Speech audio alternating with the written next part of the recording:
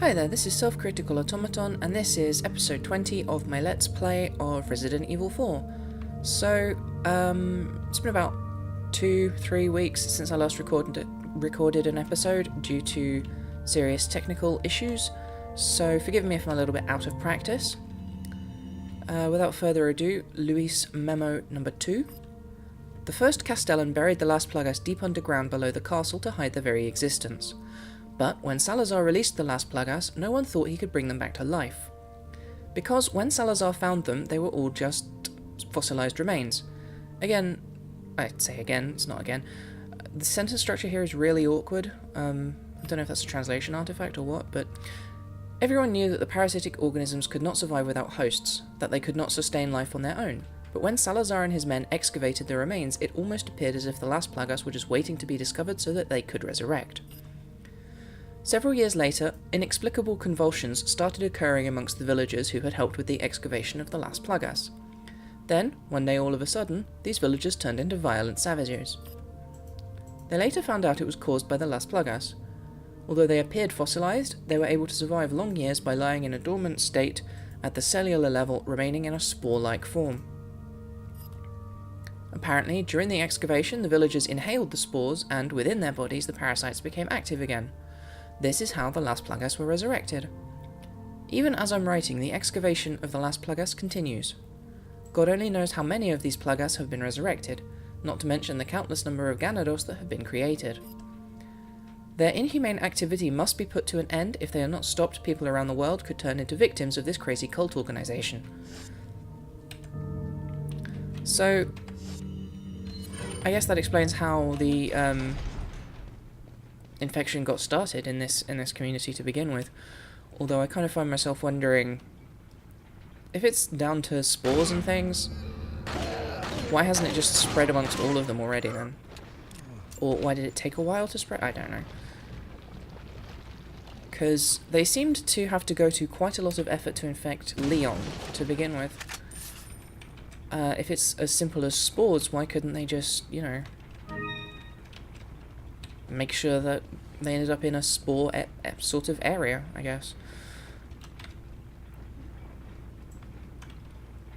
So, yeah, this is the next major zone. This is the mines. I was kind of completely incorrect ages and ages ago when I mentioned that there were 3 major zones to the game, because there's actually 5, thinking about it.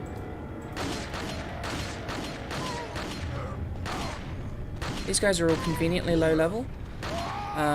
It's nice to fight guys who go down in a couple hits, rather than the monks who had a lot more hit points of the castle. But yeah, there's the village, and then there's the village, then there's the castle, then there's the mines, then there's the ruins, and then there's the island. I think in that order. I might not be quite correct about that order, but I didn't talk to the merchant because he doesn't actually have anything useful to sell.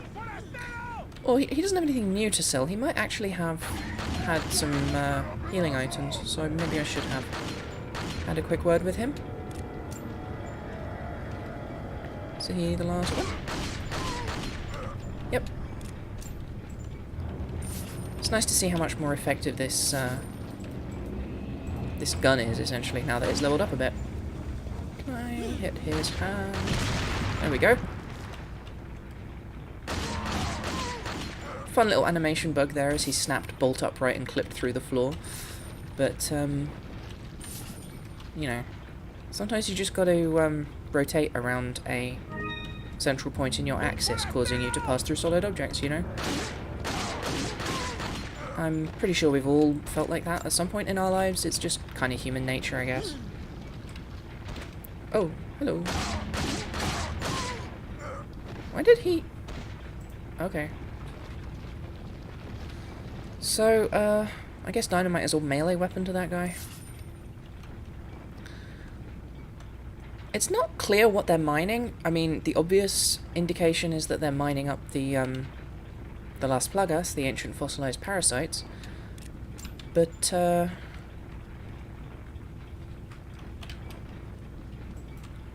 yeah, in case you're wondering, this is a puzzle. I'll explain that in a minute. But yeah, so, there's a lot of raw gemstones that you find throughout the game, as I'm sure you remember if you've watched any of the previous episodes. Or, you know, even remember 3 minutes ago when I picked one up. So, presumably, like, their whole big fancy organisation is being funded by a mine that has low-level gemstones and presumably gold, considering the number of gold bars we've found. Anyway, yeah, this puzzle is to smash this boulder over here.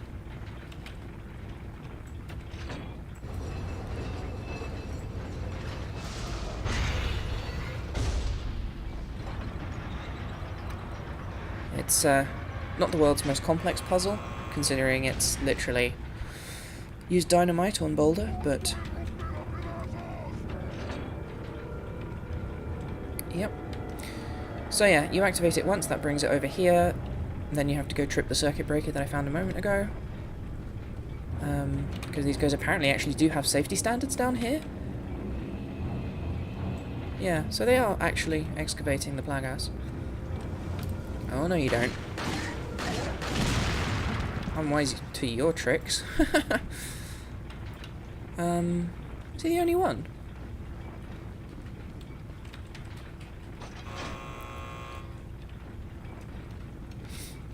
So yeah, this is kind of another example of the inexplicable puzzle design that works out as being more of a go press the same buttons twice, run back and forth between them sort of puzzle. Again, it's kind of questionable whether you can even call it a puzzle, since it essentially boils down to do the obvious thing each time. Like, there's not really any variety in the options of the solution, so to speak. You just kind of do whatever the thing they want you to do is. You don't need to think about it. I'm a little bit worried about my hit points.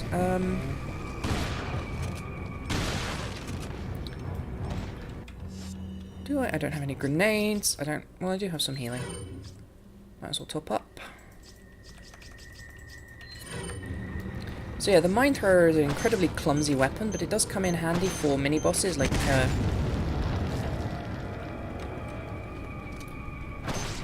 Dr. Chainsaw. Wish I could remember what his name was. Dr. Marco, I think. Who's also a character from Full Metal Alchemist.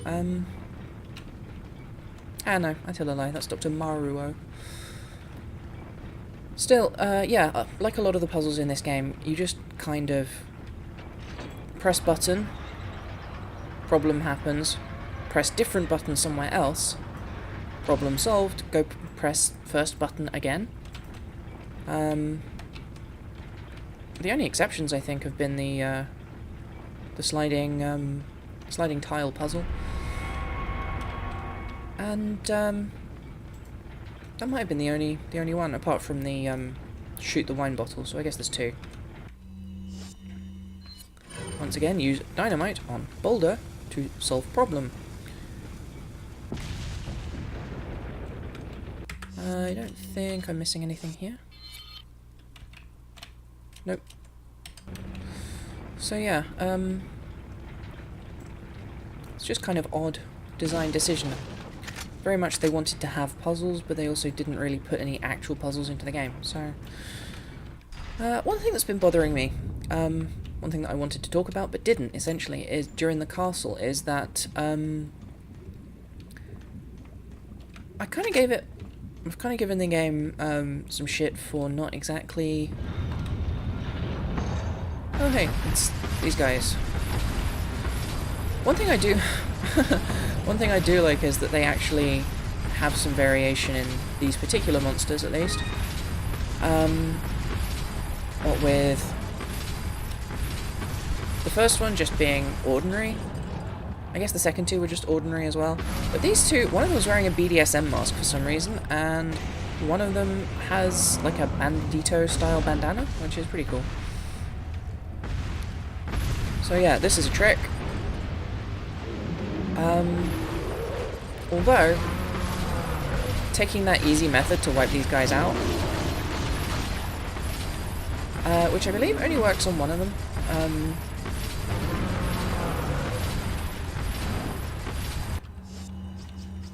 Anyway, if you take that easy method, you actually don't get any money reward after you kill the other one. Or at the very least, that was the case in previous versions of the game. That may have been fixed in this modern update. So yeah, exactly the same tactics for these guys as— oh shit! Okay, well he tricked me.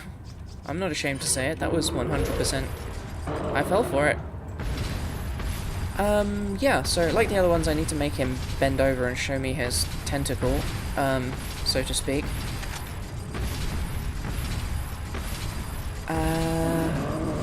And I thought that's what he was doing, but it wasn't. And then he ran me over, so... Anyway, the thing I wanted to talk about is basically that nowhere in this game has much of a sense of place. The village could be almost any sort of, like, pseudo-medieval peasant village from anywhere between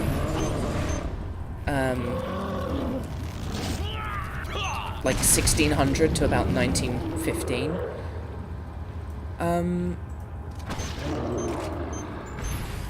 Did that... oh, that's interesting. So that looks like the dart striking the target actually does some damage of its own. Didn't know that.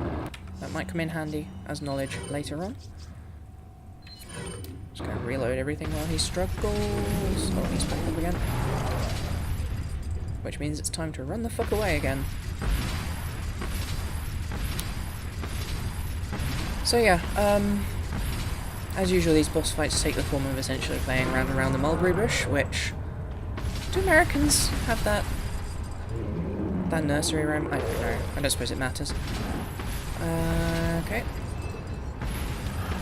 I can't actually be bothered to fight him properly all the way through, so... oh, okay, I was right. You can't do it twice. I guess I'll have to. I should really get better at remembering what I said literally a minute ago, but... is he feeling okay? He's feeling fine. But yeah, the thing about the castle is that it actually does have a sense of place. The village doesn't. The mines could be any video game underground mining type place, right down to the point of actual lava, which, as usual, convection does not apparently apply here.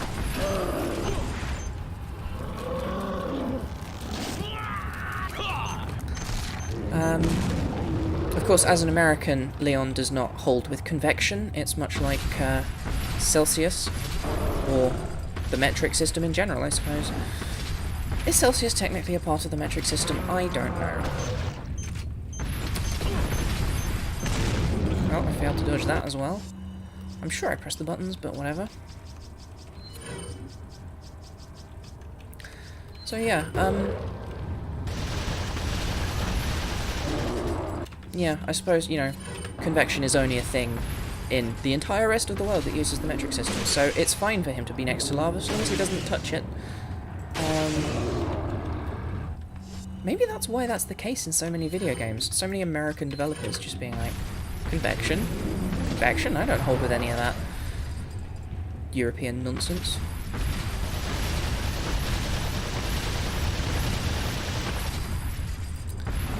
I like that the trick of running between their legs still works. This fight takes forever. I wonder if the fact that this one's wearing BDSM gear gives him some kind of armor rating or something. I don't know. I suspect that they do actually just all have the same hit points and it doesn't do anything clever like that. But I can't say for certain. Oh, god damn it. Well, that's frustrating.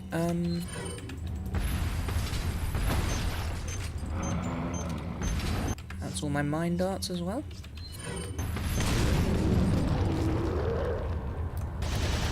Okay, I've just staggered him. Time to flee. But yeah, as I was saying, before this guy rudely interrupted me, and then multiple times, well, he continued interrupting me, I guess. Essentially, the castle itself does have a legitimate sense of place, which is very much not the case for any of the other locations in this game. There we go.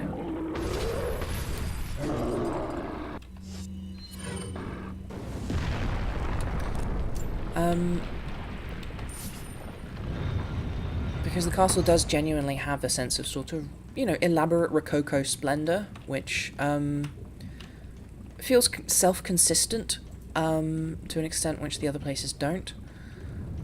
Like, it does actually feel like a real place, and to be honest, it feels like some of the French castles that I visited as a kid. Although, obviously, this is in Spain, but still.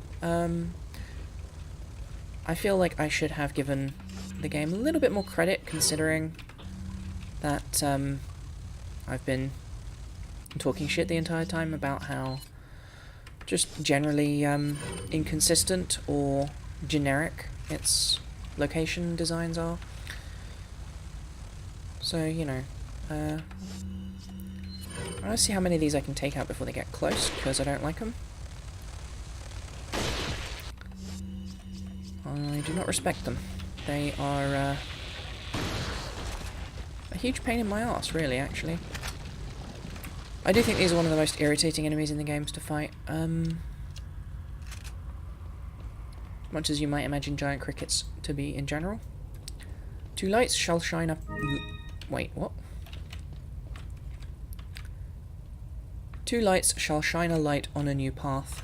Again, very weird phraseology. I feel like maybe a lot of the translation in this game was fairly direct, rather than taking localization into account. I've heard a lot of criticism of localization over the years, but I've always felt like adapting colloquialism and phraseology and that sort of thing so that it makes more sense to just, you know, whichever group you're adapting it for is just a good impulse to have, especially if it's done well.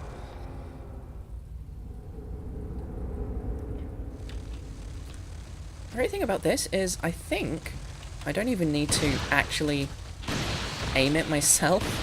I think it's just literally 2 buttons to press.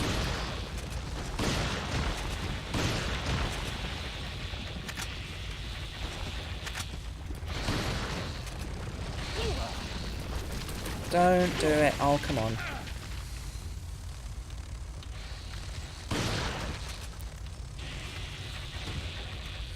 So, if the villagers got infected due to just the release of the spores in general, perhaps the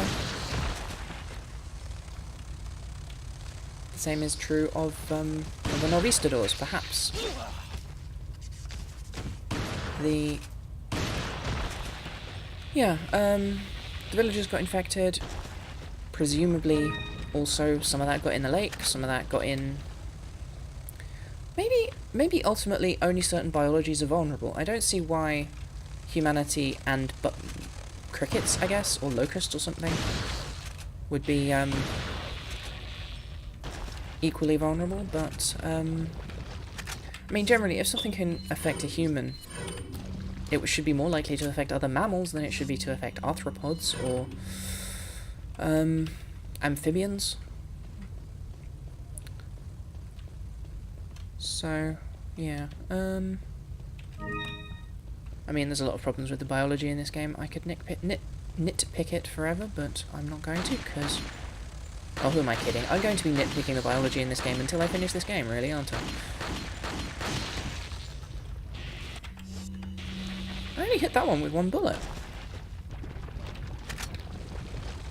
They do seem to have extremely wide variance in their hit points, but...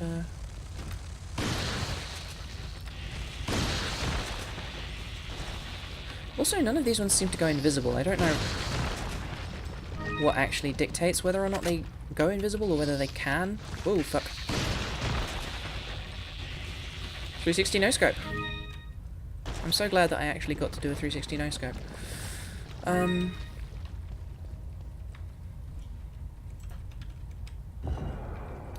So yeah, you press both of these and what I can only refer to as actual goddamn magic happens.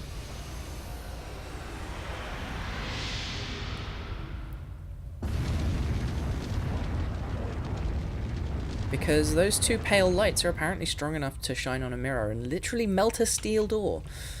Again, this feels like something from a fantasy game. Like so many of the other elements I've mentioned, it feels like something from, say, A Legend of Zelda. It doesn't really make any sense from the point of view of... I mean, if you think about it, every genre of film and game and so on, basically all genre fiction has certain abstractions that one has to just accept as being an element of that fictional reality. We never question that, you know, an action movie hero is running around getting shot, shooting people. Everyone else just lies down and is dead in one hit, but the action hero can get shot a bunch of times, probably. That is an abstraction of the genre. It's... you're not meant to think, does this mean that this man is somehow 100 times more resilient than any other man? Because that's not really what it's about or what it's for, you know? And if you do think about it, it's like, well, it makes sense because it's the hero, right? So I do find that... basically what I'm getting at is that this particular game... Now, see, why was there even a gate there? That doesn't make any sense from a game design perspective. If you did a puzzle, essentially, to open the gate, and then there was another gate behind it, but that second gate, there was no question. You just go up to it and press A and the gate opens. Why was there a gate there at all? Why did that gate need 2 layers? Again, it's just super inconsistent design parameters. Which is not completely relevant to what I was saying. Which is that, essentially, this game has action game abstractions for the most part. Which is fine, because it's an action game. What doesn't make sense is that it also has the abstractions that are completely acceptable and make sense in a sort of deliberately extremely... Oh dear, I'm dead. Oh, buggery.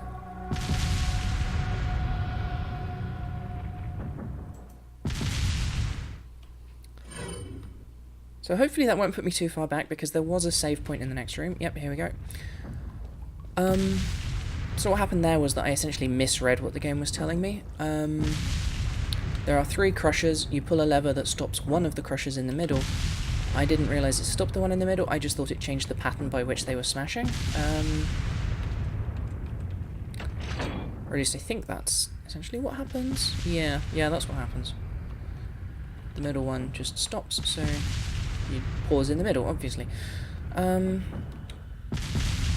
Anyway, the abstractions that we completely accept in a deliberately extremely unrealistic game, like, for example, A Legend of Zelda or a Diablo-style fantasy adventure, those conventions don't fit in something that is, as, for lack of a better term, similar to reality as even a game like this, which is very not similar to reality, but still has those